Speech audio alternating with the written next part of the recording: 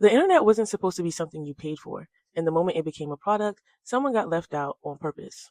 Let me explain. There's a paper called The Digital Divide is a Human Rights Issue by Cynthia Sanders and Edward Scannion, and it walks through what actually happened when the internet went from a public infrastructure and became a private commodity. The paper answered lots of questions that I didn't know I had, especially for something that I've been using for the majority of my life.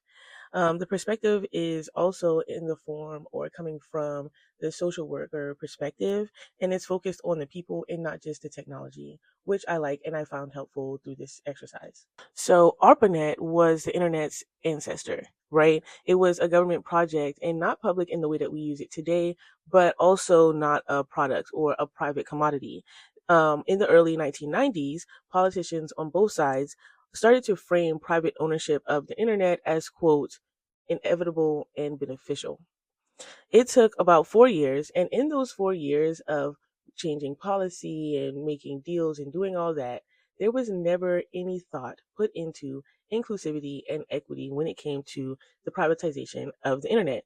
The assumption was that the open market would sort it out, right? The prices would balance and everyone would be happy and able to access the internet.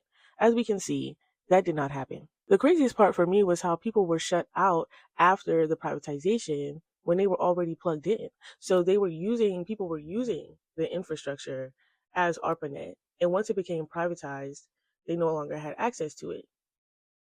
Like, that's crazy to me. I just can't think about it in that way. They were building community, they were sharing information and creating new networks and systems using the access that they had.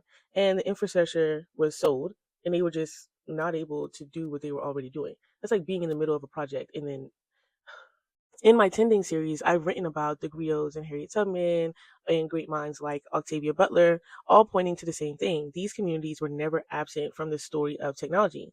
This internet chapter just adds another entry to that record. They were there and they were displaced, not left behind, but displaced. And that word matters a lot.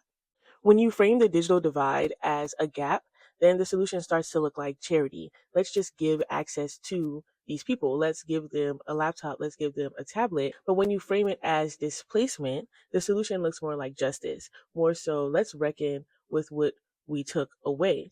That's a completely different set of demands. And it starts with being honest about how we got here. The digital divide didn't happen because we weren't ready. It happened because no one took the time and the thought process to consider how the infrastructure would impact society.